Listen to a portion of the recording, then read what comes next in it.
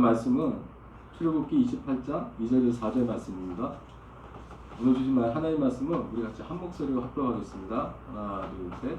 내 형 아론을 위하여 거룩한 것을 지어 영화롭고 아름답게 할지니 너는 무릇 마음에 지혜 있는 모든 자, 곧 내가 지혜로운 영으로 채운 자들에게 말하여 아론의 옷을 지어 그를 거룩하게 하여 내게 제사장 직분을 행하게 하라.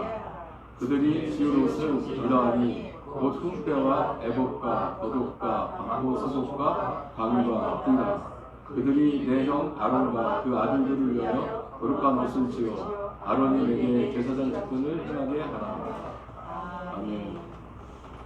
네, 다 같이 기도하시겠습니다. 참을 수 없는 존재의 가벼움이란 그 밀란 쿤데라라는 사람이 쓴 소설이 있어요. 이 소설이 있는데 소설 그 내용 중에 보면 저 내용이 있습니다. 역사란 개인인 산만큼이나 가벼운, 참을 수 없을 정도로 가벼운, 깃털처럼 가벼운, 바람에 날리는 먼지처럼 가벼운, 내일이면 사라질 금모처럼 가벼운 것이다. 이 말을 역설적으로 썼는데요. 이 밀란 쿤데라는 실제는 그 니체가 말하는 영구핵이라는 그 자기 그 철학 사상의 영향을 받았어요. 근데 영구핵은 뭐냐면, 그러니까 사람이 그런 겁니다. 이렇게 앞에 미래로 가는 동물과 과거로 가는 동물과 미래로 가는 동물 앞에 섰는데 그 앞에서 어느 쪽을 선택할 거냐라고 그 짜라투스한테 물어봐요. 개변론자죠. 그래서 짜라투스가 뭐라고 그러냐면 내가 어느 쪽을 선택하든지 결국 나는 또 이 자리에 서서 어느 쪽을 선택할지를 하는 자리에 영원히 서 있을 거다라는 거예요. 그러니까 내가 어느 쪽을 가든지 끊임없이 돌고 도는 산 가운데서 나는 있는 그런 그 연약한 존재일 수밖에 없다는 거예요. 또 니체가 이 영구 회귀를 주장하면서 그 한편으로 더 내놓던 게 뭐냐면 초익이에요. 그러니까 이렇게 영원히 회귀하는 이런 삶의 굴레 속에서 벗어날 수 있는 강력한 그 능력과 힘을 가진 사람을 니체는 구했어요. 그렇지만 실제는 그 많은 사람들이 이것들 듣고 결국 어쩔 수 없구나 하는 숙명론적인 것에 빠져서 허무주의에 빠져가지고 많은 사람들도 자살을 하고 또 이것들이 또 뭐 저도 젊은 시절에 그랬지만 이 실존주의라는 어떤 이런 사상에 빠져가지고 정말 신앙생활하는데 참 많이 어려운 점이 많이 있었습니다. 이게 염세적이고 또 비관적이고 어떤 때는 좀 시니컬하다고 얘기하죠. 부정적인 견해를 가지고서 바라보는 경우가 많았고요. 근데 밀란 쿤데라는 영구에게 반대되는 개념을 썼어요. 근데 실제는 저거는 뭐 더 역설적인 얘기예요. 그러니까 저 소설의 그 배경이 뭐였냐면 체코에 이거 프라이봄이라고 아시죠? 소련이 체코를 침공해가지고 체코가 나라 잃었을 때 그 나라를 잃은 것 통해서 그 나라를 잃은 사람들이 갖고 있는 어떤 심적인 그런 어떤 트라우마죠. 트라우마나 이런 것들 때문에 이 사람들이 방황하며 살아가는 그 젊은 사람들의 모습을 보면서 뭘 물어봤냐면 히틀러나 어떤 그 정치적인 힘이 있는 사람들이 더 존재가 무겁냐, 아니면 그들이 힘든 역사의 그런 전환기나 에고 속에서 휘둘리는 우리 같은 존재가 더 무겁냐. 나는 우리 같은 연약한 사람들이 그렇게 휘둘리는 것에 대해서 나는 그것을 결코 참을 수가 없다. 그것을 참을 수가 없다라고 얘기하면서 저 말을 했습니다. 그래서 실제는 그 프라이봄으로 인해서 많은 사람들이 그 어려움을 당했고 방황했어요. 저희도 마찬가지고 저도 젊은 시기 전에 자라면서 또 많이 이런 또 경험들 겪지 않았습니까? 그러면서 우리가 어쩔 수 없는 그 삶의 어떤 큰 벽이라든지 넘을 수 없는 산이라든지 어떤 절망이라든지 갈 바를 걸었던 그때 탄식할 때 또 니체 같은 저런 그 철학 사상들이 또 우리 또 젊은 사람들 마음을 들어서 어떤 그로 인해서 우리가 또 여기저기 방황하고 있던 그 시절이 있었습니다. 그런데 다음 넘겨주시면요. 근데 우리 크리스찬은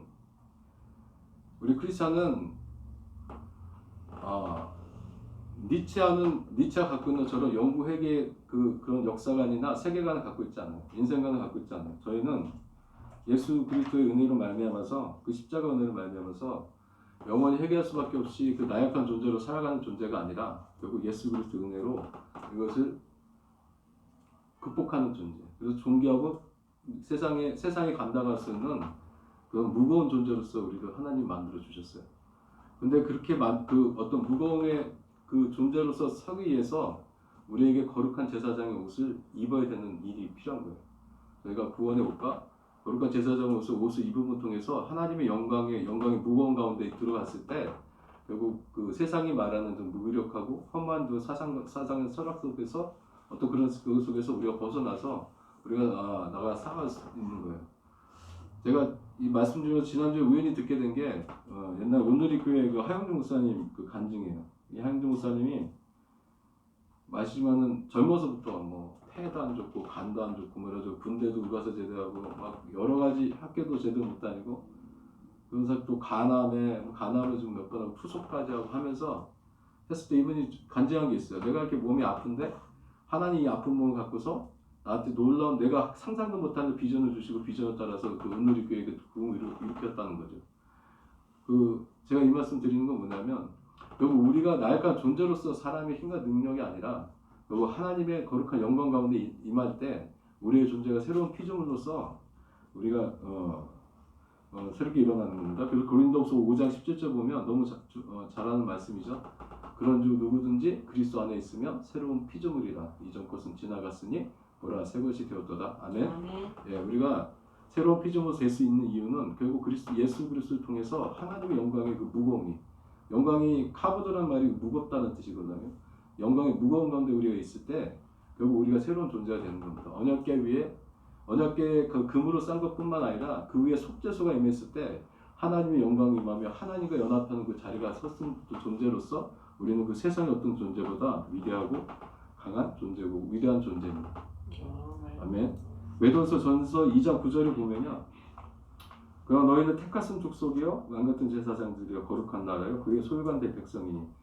결국 이것이 우리가 하나님의 거룩한 제사장의 옷을 입고 거룩하게 졌을 때 결국 우리가 거룩한 나라고 그의 소유가 된 백성으로서 이 저희를 어두운데 아까 말씀드렸던 세상의 허무라든지 절망이라든지 숙면 운명도 속에 살았던 우리가 하나님의 우리 이끌으신 그 하나님의 그 영광의 빛이죠. 빛 가운데 들어와서 이제는 하나님의 영광의 찬송, 그 덕을 선포하는 일에 쓰임받을 수 있는 제사장으로 세워지는 것.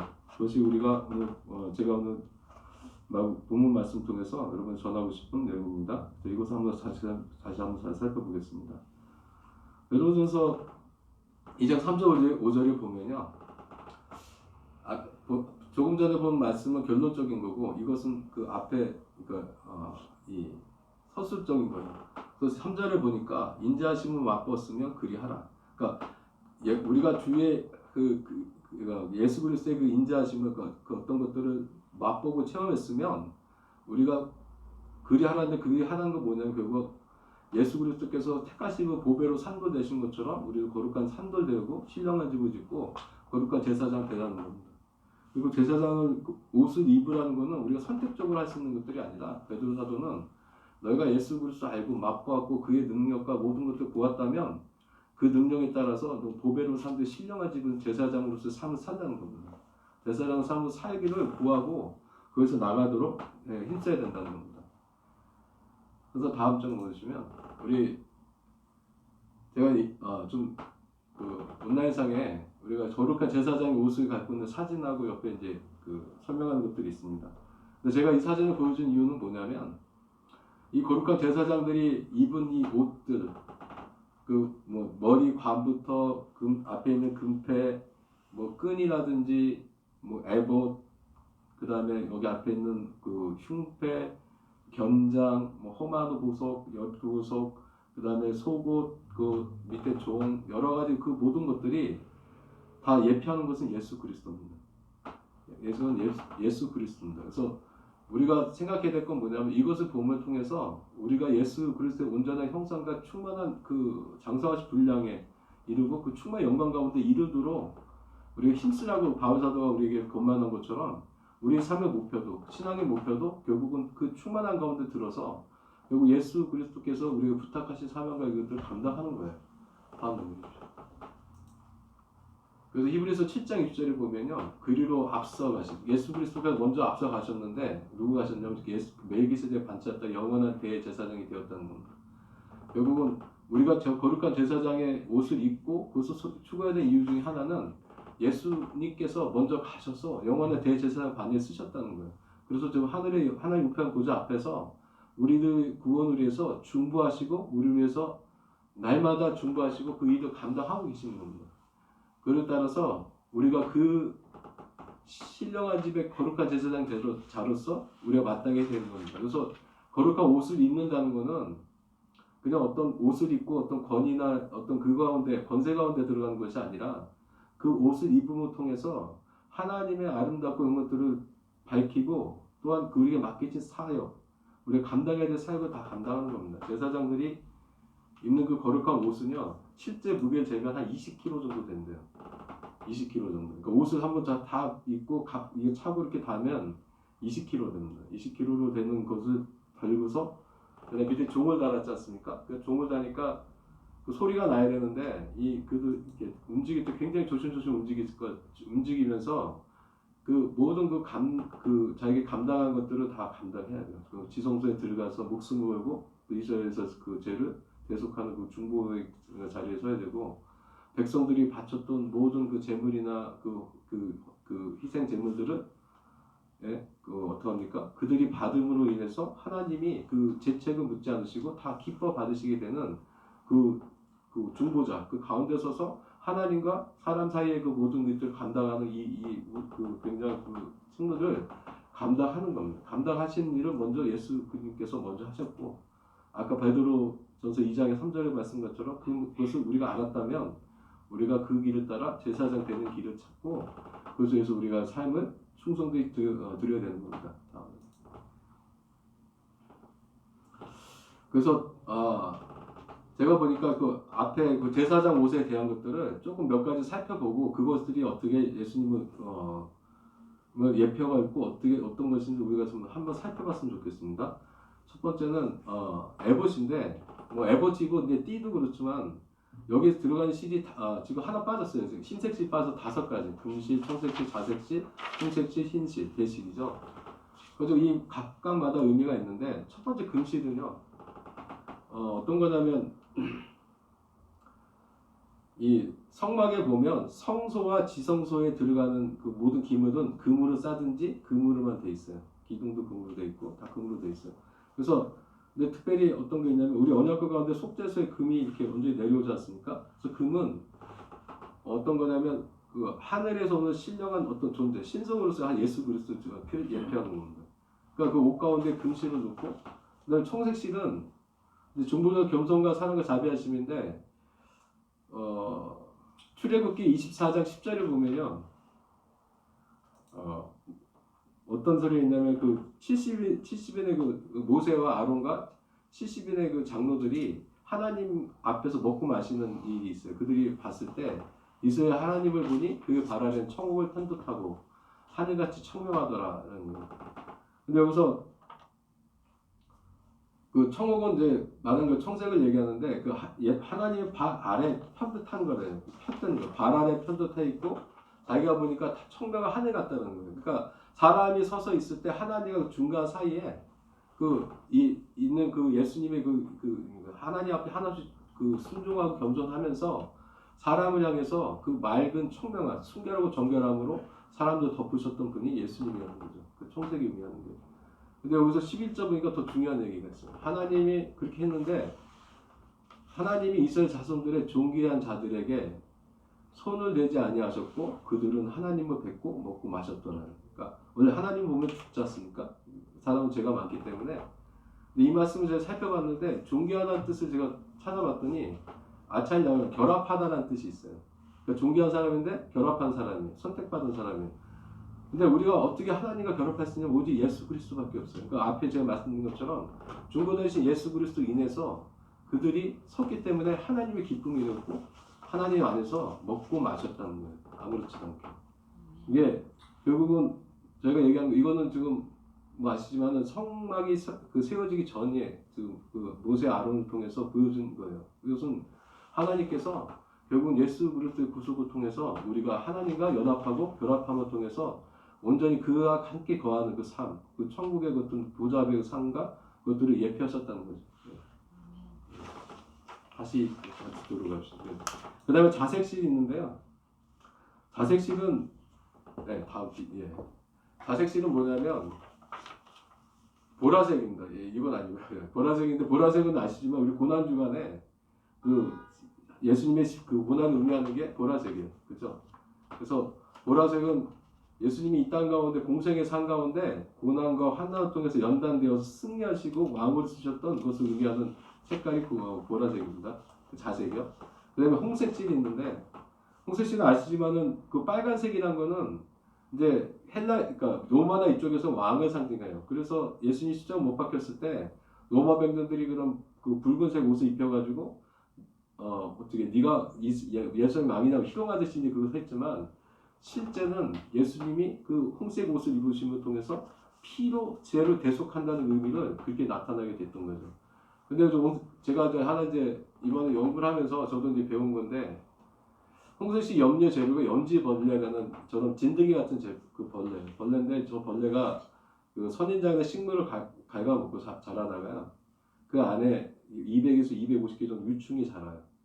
근데 이 진드기가 자기가 잡아먹힐까봐 특별한 그 다른 식물들이 싫어하는 그 특별한 물질을 내보내는데 그 물질이 지금 저렇게 해서 붉은색입니다. 그래서 저 진드기가 이제 이렇게 새끼를 낳을 때쯤 되면 저렇게 겉에가 하얗게 칠해져가지고 저 상태가 돼요. 그래서 저거를 말려가지고 빻아서 나중에 추출하면 그 빨간색 그 염료가 나오는데 저 염료 갖고 뭘 만드냐면 딸기 우유라든지 햄이라든지 뭐 맛살 이런 데 들어가는 빨간색 들어간 그 식용 색소가 저로 나온 색소입니다. 근데 제가 왜 이걸 보여드리냐면 홍색실 할 때 이 홍색이라는 저 단어 그 히브리어 원어를 찾아봤더니요 이 벌레 이름이에요. 이 벌레의 붉은색 실이라는 거예요. 그래서 제가 그냥 파란색, 청색 이렇게 쓰고 그런데 그 특별하게 이름을 붙여서 이렇게 붙였기 때문에 제가 생각하기에는 저기 가운데 하나님이 주시는 어떤 메타포가 있겠다라고 싶어서 찾아봤어요. 그때 저런 모양이 나왔는데 근데 제가 그때 생각났던 게 뭐냐면 해칠한 무덤이에요. 예수님께서 그 바리새인과 이들에게 바리새인 해칠한 무덤 같으니 겉으로는 아름답게 보이나 그 안에는 죽은 사람의 뼈와 모든 더러운 것이 가득하더라는 거예요. 근데 지금 아까 제가 보신 연질벌레는 자기가 새끼를 낳을 때쯤 되면 생명을 품고 겉대가 해칠한 상태가 있어요. 그러니까 유대인이 말하는 해칠한 무덤과 요것은 달라요. 근데 그 무덤에 해칠을 하시는 이유는 아시죠? 그 이유는 뭐냐면 그 유대인들은 근데 시체나 이런 것들이 부정하니까 한번 다음에 일주일간 부정하다는 거예요. 하나님 법이. 근데 그 유월절이나 이런 그 행사 중에 성전에 들어가야 되는데 만약에 잘못해서 좀 시체나 이런 것들 건드리거나 이렇게 되면 성전에 못 들어가니까 미리 치를 해놔요. 여기에는 시체가 있으니까 만지지 마라, 들어오지 마라. 이렇게 그래서 회칠한 무덤입니다. 그 회칠을 했는데 근데 예수님께 하신 말씀이 있어요. 하나 뭐냐면 그러니까 생명이 없고 죽었는데 그 죽은 이유가 뭐냐면 하나님께서 보냈던 의인들 아벨부터 수많은 선지자 중에 이런 사람들이 이들을 돌이켜서 결국은 그들이 하나님의 불순종하는 게 결국 그 무덤 안에 시체 같은 그 죄의 싹은 사망이니까 죽었다는 것은 결국 그들이 하나님 불순종한 건 아닙니까? 그래서 그들을 살리기 위해서 선지자를 보내면 그들을 다 죽였다는 거예요. 그리고 그 피가 땅에 흘렀다는 거죠. 근데 하나는 하나님께서 레위 법 중에 하나는 뭐냐면 피를 헛되이 흘리면 그거에 대해서 하나님이 저주하신다는 거예요. 심판하신다는 거죠. 그래서 예수님이 십자가에서 피를 흘리셨는데 만약에 그 예수 그리스도의 예수 그리스도를 믿지 않고 십자가의 어떤 그 보혈의 그 속죄의 의미를 믿지 않는 사람에게는요 어떤 거냐면 예수님이 우리 죄를 죽으셨는데 그냥 죽게 내버려 두고 피가 땅에 그냥 흐르게 내비둔 거예요. 그러니까 결국 하나님께서 그것을 따라서 사람을 저주할 수밖에 없는 거예요. 하나님의 법입니다. 그래서 저희가 왜 말씀드리냐면 하나님의 홍색 실이라는 걸 통해서 예수 그리스도의 속죄, 그러니까 그걸 통해서 헛되이 흘린 피나 세상의 죄를 덮으시고 우리를 새로운 생명을 주시겠다는 약속을 홍색 실을 주셨다는 거죠. 그래서 제사장의 옷 가운데 들어간 이 모든 것들이 결국 예수님을 예표한다는 겁니다. 그다음에 예수님의 이제 이스라엘의 이름을 새긴 보석들이 있어요. 여기 보면 어깨 견착이라고 여기 이제 호마노 보석에 이스라엘의 아들들의 이름을 이제 적고요. 그 다음에 흉패 보면 12보석이 12보석이 그 이스라엘 지파의 그 연차에 따라서 순서대로 이름을 다 적어서 이렇게 12개가 앞에 흉패 다는데요. 하나는 뭐냐면 여기서 그 보석이 더 중요한, 보석보다 더 중요한 건 뭐냐면 보석이 아니라 보석 위에 이름을 새겼다는 거예요. 이름을 새겼다는 거예요. 이 새기다라는 뜻을 저희가 찾아보면 뭐냐면은 그 인치다라는 뜻이거든요. 도장을 갖고 이렇게 도장을 했어요. 도장으로 이렇게 꾹 눌러가지고 우리가 C라든지 내 거냐고는 표시를 하시는 거예요. 하는데 두 가지 일을 하셨어요. 하나는 업계의 대신을 통해서 예수 그리스도께서 자기가 구원할 백성들, 하나님이 구원하신 그 백성들을 대표하시고 이끄시고 그들이 정사 권세 가지고 이끄시는 그 어떤 사명을 갖고 있는 분, 권세를 갖고 있는 분이라는 뜻이고, 하나는 가슴에 있는 흉패 붙인 12개 보석은요. 이걸 통해서 어떤 거냐면 그 흉패가 있으면 흉패 안에 이제 우림과 둔림이라는 돌을 놨어요. 근데 우림과 둔림이 갖고 샀던 건 뭐냐면 우리가 어떤 중요한 결정을 할 때 그것을 뽑아가지고 하나님의 뜻을 분배할 때 그 돈을 썼는데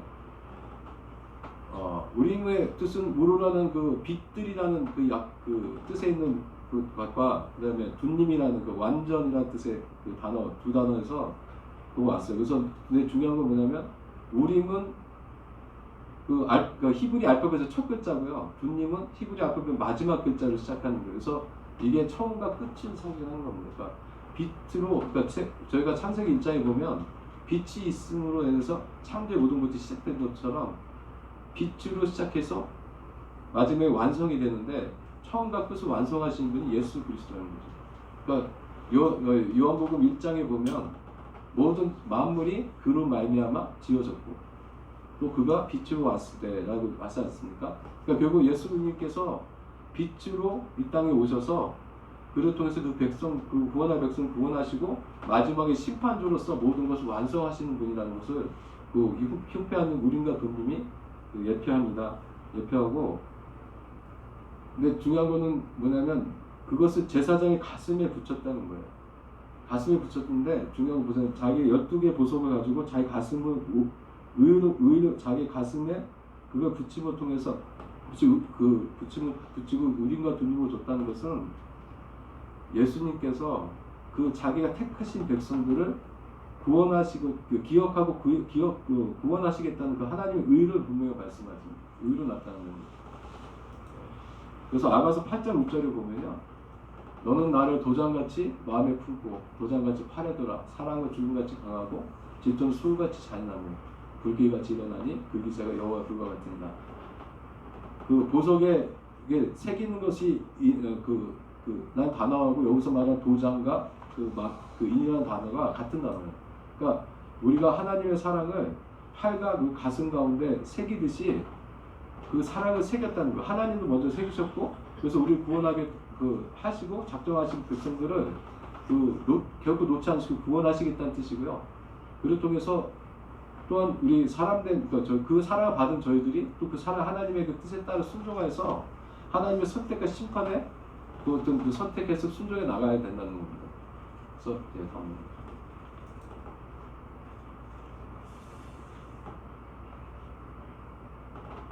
그래가지고 이건 아가서 5장 14절의 말씀인데요. 손으로 항공의 분이 황금 도르기 같고 몸은 아로새긴 상하에 총을 입힌 듯하다. 그러니까 이 상태가 어떤 거냐면 상하를 윤희나게 이렇게 마감해서 다듬어 놓고 그 위에 총을 입혔어요. 덧입힌 거예요. 근데 제가 오늘 지금 그러니까 우리가 겉에 속옷, 베옷을 흰 베옷을 입고 그 위에 그 통짜로 된 에봇 밑에 들어가는 청색의 그 겉옷을 입히지 않습니까? 이 모습이 좀 생각이 나서 그냥 하나 보세요. 하나 또 위에 있는 보면 황옥은 눈이 황금 도르기 같고 그러는데 견착이나 흉패 가운데 금으로 그 보석을 이렇게 금에서 끼워 놓지 않습니까? 그래서 이 모습이 아가서에서 있는데 아가서에 있는 그 모습하고 제사장에 있는 그 지금 형태의 모습하고 너무 유사한 점이 있어서 제가 한번 이걸 보여주면서 하나 제가 말씀드리는 것은 뭐냐면 예수님께서 우리가 그 거룩한 제사장으로서 정말 그 아로새긴 상아처럼 그 하나님의 영광의 빛 가운데 그게 순결한 빛을 내면서 그 위에 그 예수 그리스도의 덧입힘이 있어야 된다는 거죠. 그게 결국 우리가 우리 신앙생활 추구하는 겁니다. 그래서 다음은 여호와께 성결에 새긴 금패. 이 금패는 반짝이는 장식 이런 뜻인데요. 이거 제가 그 주석서 찾아보니까 꽃잎 모양인데 이것이 그 왕이나 이런 권세 있는 사람들이 갖고 썼던 장식이라는 거예요. 그래서 제사장 가운데 우리가 베드로서 본 것처럼 너희가 왕 같은 제사장이라는 것처럼 이 금패를 붙였을 때 그걸 통해서 우리가 하나님 앞에 굉장히 존귀한 자로서의 그 표식이라는 겁니다. 근데 중요한 건 뭐냐면 그 앞에 여호와께 성결이라는 그 단어를 새긴다는 거예요. 그러니까 저희가 하나님 앞에 존귀할 수 있는 유일한 길은 하나님을 오직 거룩하고 성결하며 들어가야 되는 겁니다. 그래서 그 신학적으로는 이 지금 요 장치패를 갖다가 어떻게 보냐면 우리 이마에 인친 것처럼 그 에베소 1장에 보면 이제 창세전 성령을 통해서 이마에 인치지 않습니까? 그 인침이나 아니면 예수 그리스도의 은혜를 통해서 우리가 입는 칭의, 하나님 거룩한 그 의를 입는 그 칭이라고 이렇게 한다고 합니다. 근데 중요한 것은 결국 이 금패를 붙인다는 것 자체가 결국 예수 그리스도가 없이는 가능하지 않는 거예요. 예수 그리스도께서 그 택하신 백성들을 인치신 백성들을 하나님 예수 그리스도 의로 칭히 덮어주시고 그를 통해서 하나님의 구원 가운데 이끄신다는 거예요. 요한계시 19장 7절 8절 보면요. 우리가 영광에 들리고 혼이 들어갔는데 성도들 옳은 행시 이루도다. 세마포는 성도들 옳은 행시 이루도다 하더라 이렇게 돼 있는데 그 옳은 행실이라는 요 단어를 그 헬라 원어를 이렇게 찾아보면요 어떤 뜻이 있냐면 칭이라는 뜻이 있어요. 그래서 이 옳은 행실은 어떻게 의미하냐면 하나님께서 택함 받고 칭이 그러니까 의롭게 받은 사람은 결국 그 행위가 옳을 수밖에 없다는 거예요. 그래서 옳은 행실이 나온다는 거예요. 그러니까 사람이 알아서 옳은 행실하는 게 아니라 하나님의 칭의 은혜를 통해서 우리가 옳게 행실하게 된다는 거예요. 아멘. 그래서 거룩한 제사장 그러면 이런 거룩한 제사장 옷을 입음을 통해서 우리가 추구해야 될 것이 무엇인가? 첫 번째는 새 사람의 변화됩니다. 그래서 오늘 본문 2장을 보면 아론을 위하여 거룩한 옷을 지어 영화롭고 아름답게 할지니 이렇게 되어 있는데요. 거룩한 옷이라는 뜻에서 영어로 카보드라는 영어로 그죠 옷이라는 백에 대한 단어가 여기서 무언가 덥다란 뜻이에요. 덥다란 뜻이에요. 그러니까 이 거룩한 옷을 통해서 우리 제가 있는 우리 육체를 갖다가 제 육체를 덮는다는 거죠. 덮음을 통해서 하나님의 의로 새롭게 만드신다는 거죠. 그 다음에 하나는 또 그냥 거룩한 옷을 짓고 그 다음에 영화롭고 아름답게 해진다는 거예요. 근데 아름답게 해진다는 이런 뜻이 그 히브리어 언어 찾아보면 반짝이다 자랑하다 그런 뜻이에요. 그러니까 어떤 거냐면 우리에게 하나님의 거룩한 옷을 입히심을 배워가지고 하나님이 보시기에 영화롭고 아름다움, 하나님의 기쁨이 되는 그 존재로 바꾸신다는 거죠. 저희가 거룩한 옷을 그 제사장의 옷을 의미하는 원하는 이유 중에 하나는 하나님의 아름다움입니다. 이 제사장의 복은 사람을 위한 옷이 아니고 오직 하나님만을 위한 옷입니다. 하나님 앞에 나가고 하나님만 섬기고 하나님의 영광을 드러내고 하나님과 어떤 것을 하기 위해서 있는 거지 사람의 영광과 사람의 권세를 위해서 죽는 것이 아닙니다. 그래서 에베소 4장 22, 24절 보면요. 결국 저희가 옛사람은 벗어버리고 의와 진리와 거룩함을 주시고 새 사람을 입으라는 말씀, 그 바울사도 말씀처럼 저희가 거룩한 제사장 옷을 입고 원하는 것은 새 사람을 변하고 원하는 첫 번째. 다음은요. 이건 아까 했던 말씀입니다. 동일한 말씀이고요. 거룩한 제사장 옷을 입음은 하나님의 택하심에 따라 성령의 지혜와 은사를 통해서 주어진다는 거예요. 그래서 저희가 거룩한 제사장 옷을 입으려면 성령님의 그 인도하심과 은혜를 필히 구해야 된다는 겁니다. 3절에 보면 너희는 물론 마음에 지혜 있는 모든 자, 그러니까 마음의 지혜가 있다는 거예요. 마음 중심에 지혜가 있는데 이 지혜가 어디서 오겠습니까? 어떻게 거룩하여 내가 제사장 직분을 행하게 하라고 하는데 곧 내가 지혜로운 영으로 채운 자들이라는 거예요. 그러니까 결국 우리가 거룩한 제사장의 옷을 지을 수 있는 사람은 성령의 그 지혜의 영이 충만한 사람들이 통해서 은사를 받은 사람들이 거룩한 옷을 짓는데 여기서는 있는 사람과 짓는 사람이 다르게 구분되어 있지만 저희 믿음은 그리고 하나님께서 주신 은사대로 우리가 어떤 성령 은사를 받은 은사대로 우리의 거룩한 옷이 예비된다는 거예요.